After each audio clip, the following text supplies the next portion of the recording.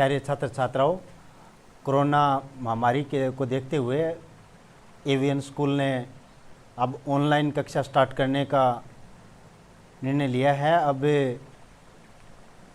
Online कक्षाएं जो शुरू की जा रही हैं,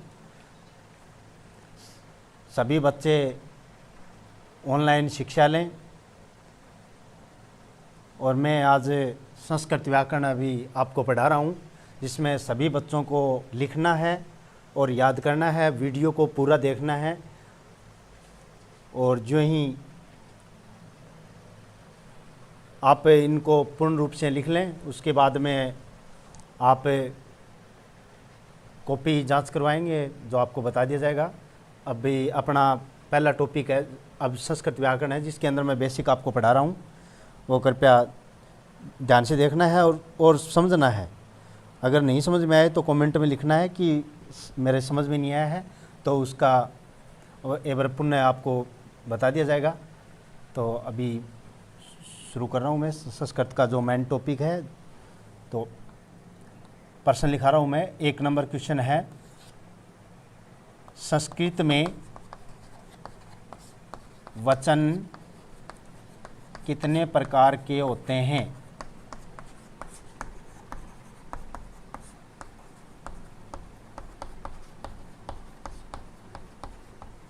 नाम लिखो। ये वीडियो में संस्कृत के जो 6ठी 7वीं 8वीं 9वीं 10वीं के अंदर जो बच्चे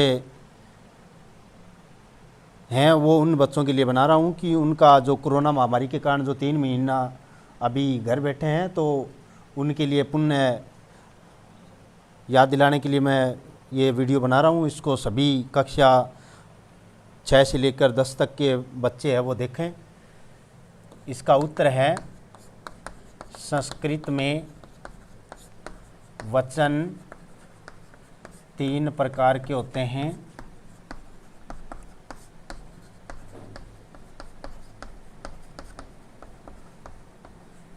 नंबर 1 है एक वचन। एक वचन क्या होता है? जिसमें एक ही वस्तु का बोध करवाया जाता है, एक वस्तु का ज्ञान करवाया जाता है, उसको एक वचन कहा जाता है। 2 नंबर है द्विवचन। द्विवचन वो होता है जिसमें 2 वस्तुओं का ज्ञान करवाया जाए, 2 वस्तुओं के बारे में बताया जाता है, उसको द्विवचन कहा जाता है। 3 नंबर है बहुवचन। बहुवचन में 2 या 2 से अधिक वस्तुओं का ज्ञान करवाया जाता है। जिस शब्द से 2 या 2 से अधिक वस्तुओं का ज्ञान होता है, उसको बहुवचन कहा जाता है। अब अपना नेक्स्ट प्रश्न है, संस्कृत में पुरुष कितने प्रकार के होते हैं?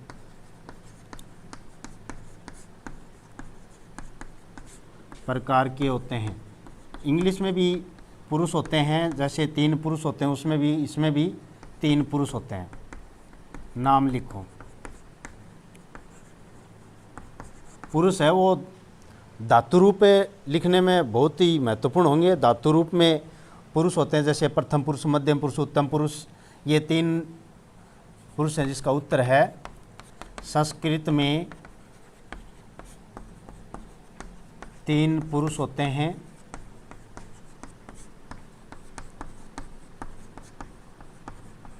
नंबर 1 है प्रथम पुरुष, जिसका शॉर्ट भी लिख सकते हैं पर लिख के, और पू, प्रथम पुरुष। नंबर 2 है इसका मध्यम पुरुष। मध्यम पुरुष, मध्यम को लिख सकते हैं मैं पू, मध्यम पुरुष। और इसका 3 नंबर है उत्तम पुरुष। उत्तम पुरुष, जिसमें ओ और पू इसका शॉर्ट रूप लिख सकते हैं। तो ये तो पता ही है, बता ही दिया गया है कि संस्कृत में जो पुरुष होते हैं वो 3 होते हैं, और इनका उपयोग है वो धातु रूप लिखने में किया जाता है। अब नेक्स्ट प्रश्न है 3 नंबर, संस्कृत में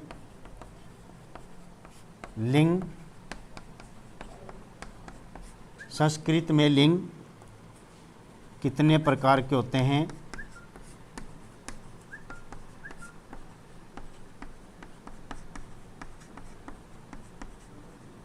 लिखो। अब अपने को ये नेक्स्ट प्रश्न लिखना है और इसका उत्तर भी अपने फिर जो कॉपी है व्याकरण की कॉपी डाल लेना, उसके अंदर आपको लिखना है संस्कृत में लिंग 3 प्रकार के होते हैं।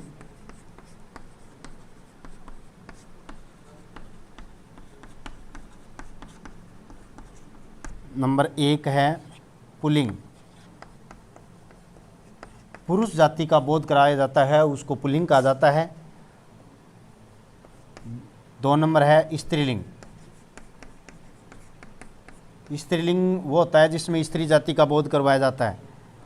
3 नंबर है नपुंसकलिंग। अब एक बार पुनः देखिए, पुल्लिंग पुरुष जाति का बोध करवाया जाता है, जैसे किसी आदमी का नाम है, जैसे रमेश है, महेश है, सुरेश है, हाथी है, घोड़ा है। स्त्रीलिंग में क्या होता है, स्त्री जाति का जैसे सरिता है, कोई भी नाम स्त्री जैसे चिंटी है। तो इसमें स्त्रीलिंग। नपुंसकलिंग में जो निर्जीव हैं जैसे कुर्सी है और पंखा है आदि आते हैं। तो एक बार मैं पुनः दोबारा विस्तार से बताऊंगा। तो संस्कृत में वचन कितने प्रकार के होते हैं, नाम लिखो। संस्कृत में वचन है वो 3 प्रकार के होते हैं, ध्यान रखना, एक वचन, द्विवचन, बहुवचन।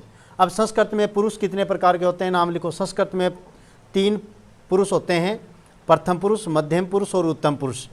तो प्रथम पुरुष ये सभी धातु रूपों में काम आते हैं।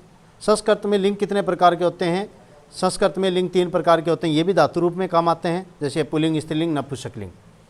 तो ये आपके समझ में आ गया होगा और आपको लिखना है। अब नेक्स्ट प्रश्न देखते हैं।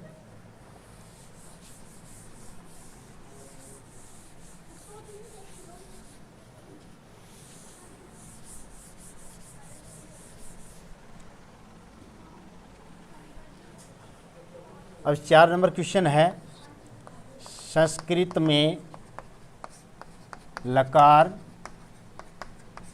कितने प्रकार के होते हैं,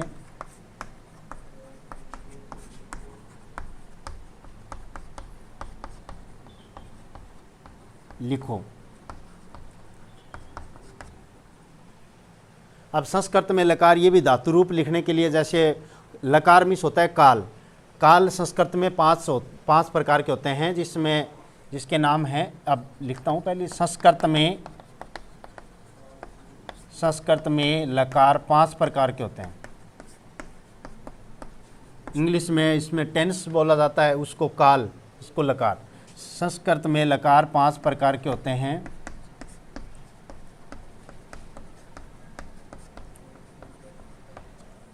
नंबर 1 है लट लकार। अब लट लकार को वर्तमान काल भी कहा जाता है, वर्तमान काल। अब जैसे इंग्लिश में प्रेजेंट सिंपल टेंस होता है, उसकी हिंदी पहचान ता है, ती है, तो इसी प्रकार लट लकार काल है, उसमें ता है, ती है, ते है इत्यादि आएंगे। फिर 2 नंबर है इसका लिट लकार।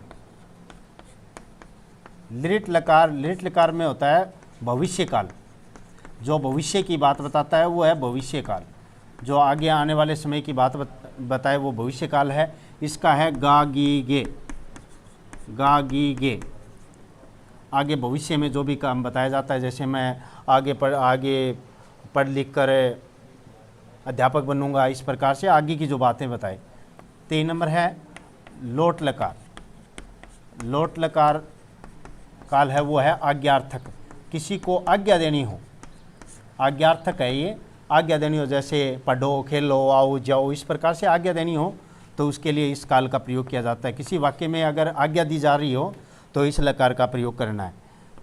उसके बाद में है लंग लकार। लंग लकार है भूतकाल, भूतकाल। अब इसका भूतकाल की बात बताते हैं तो था, थे, थी। जैसे मैं पढ़ता था, खेलता था, जाता था, इस प्रकार से ये, इसके लिए तो लंग लकार का प्रयोग किया जाएगा। 5 नंबर है विधिलिंग लकार। विधिलिंग लकार, विधिलिंग लकार है वो चाहिए के अर्थ के लिए प्रयुक्त होता है, चाहिए के अर्थ के लिए। जैसे तुम्हें खेलना चाहिए, पढ़ना चाहिए, लिखना चाहिए, इस प्रकार से चाहिए जहाँ आता है, जैसे हिंदी का अपने को संस्कृत बनाना है तो जहाँ पे चाहिए आता है उसमें विधि लिंग लकार का आपको प्रयोग करना है। अब आप अपना 5वां प्रश्न है, संस्कृत में कारक, संस्कृत में कारक कितने प्रकार के होते हैं?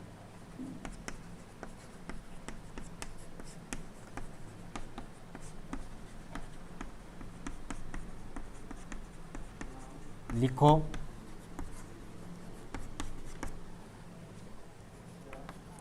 तो इसमें है संस्कृत में कारक, संस्कृत में कारक है वो 6 प्रकार के होते हैं, 6 प्रकार के होते हैं। इसमें वैसे तो देखो 8 होते हैं, संबंध और संबोधन को कारक नहीं माना जाता है। अब इसका ऊपर का ये इतना लिख लिया होगा, आप लिख लेना है और याद कर लेना। अब संस्कृत में लकार कितने होते हैं याद रखना, 5 प्रकार के होते हैं, इनको याद कर लेना। और संस्कृत में लकार, लकार का अर्थ होता है काल, जैसे इंग्लिश में टेंस हो जाता है। संस्कृत में कारक कितने प्रकार के आपको याद रखना, संस्कृत में कारक 6 प्रकार के होते हैं, लेकिन इसको संबंध और संबोधन को कारक नहीं माना जाता है। लेकिन जब कारक लिखा जाता है तो उसमें उसको शामिल किया जाता है।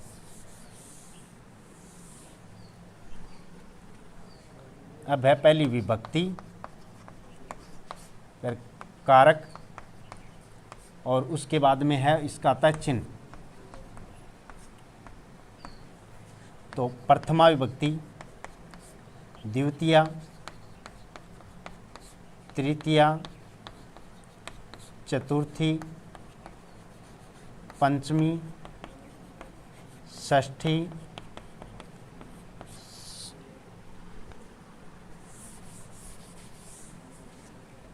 सप्तमी, और नेक्स्ट आता है संबोधन।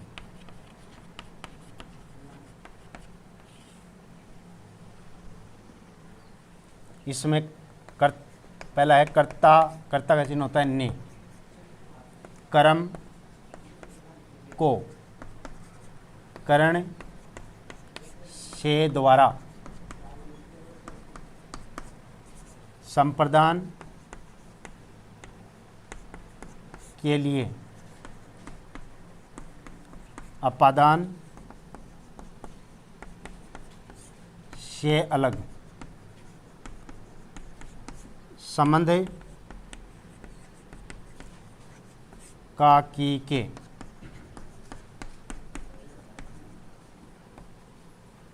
अधिकरण में पर,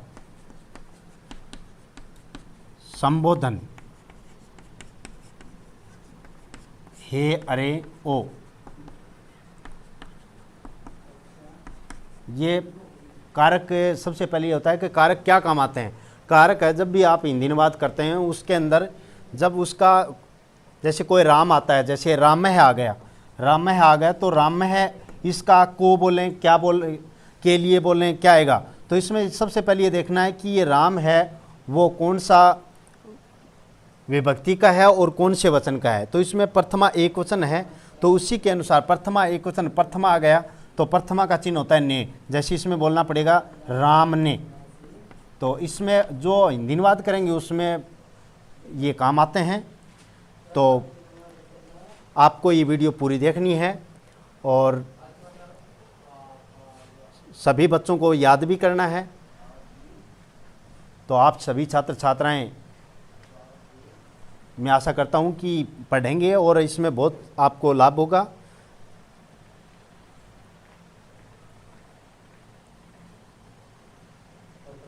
धन्यवाद।